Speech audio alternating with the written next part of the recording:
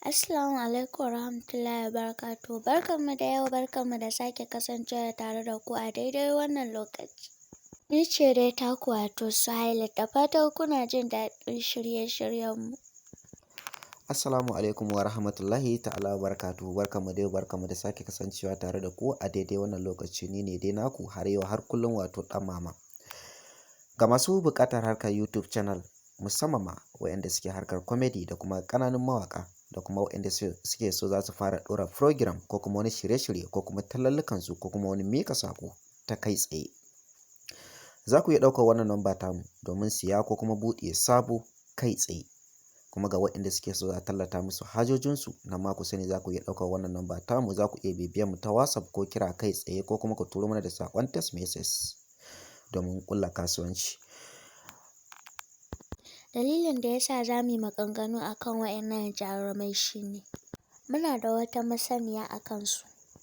Kamar yadda kuke ganin waɗannan jarumai, Tima Zango, Ummi Rahab, Aisha Humaira, Rahama Sadau, Naziru, sai Abale.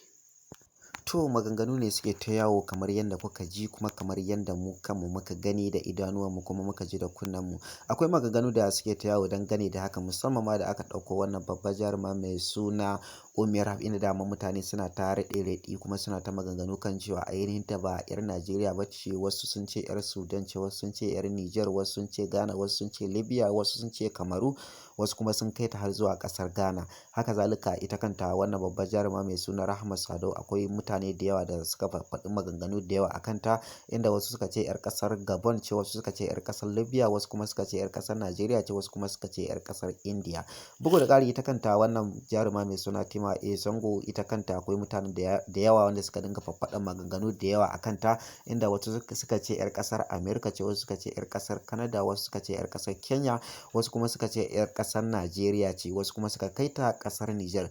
Bugu da ƙari ita kanta wannan babbar jaruma mai suna Aisha Humaira, wacce a yanzu wasu suke ce ta fi kowa farin jini a cikin masana'antar shirya fina-finai. Ita kanta wasu da yawa sun yi maganganu kan cewa ba 'yar Najeriya ba ce. Wasu sun kai ta ƙasar Ghana, wasu sun kai ta ƙasar Kenya, wasu sun kai ta ƙasar Canada, wasu sun kai ta ƙasashe dai daban-daban, sai kuma daga baya aka gano ainihin ƙasashen waɗannan manyan jarumai da kuke gani kamar haka. Shi kansa wani babban jarumi mai suna Naziru, ko mu ce mawaƙi, duk dai wannan aka faɗa daidai ne domin a da can baya harkar fim, yanzu kuma ya dawo harkar fim. Shi kansa akwai maganganu da yawa da suke ta yawo a kansa, inda wasu suke ta cece-kuce dangane da maganganun da ake ta yi a kansa, inda wasu suke cewa yana da girman kai, baya son girmama mutane, baya son kula mutane, inda wasu ma suke ta maganganu kan cewa idan kana so ka tabbatar yana da girman kai to ka je gurinsa ko kuma ka nuna buƙatarka a gare shi, to a nan zai nuna ma cewa tabbas yana da ainihin girman kai. Amma kuma a fili yakan nuna cewa shi ba shi da girman kai,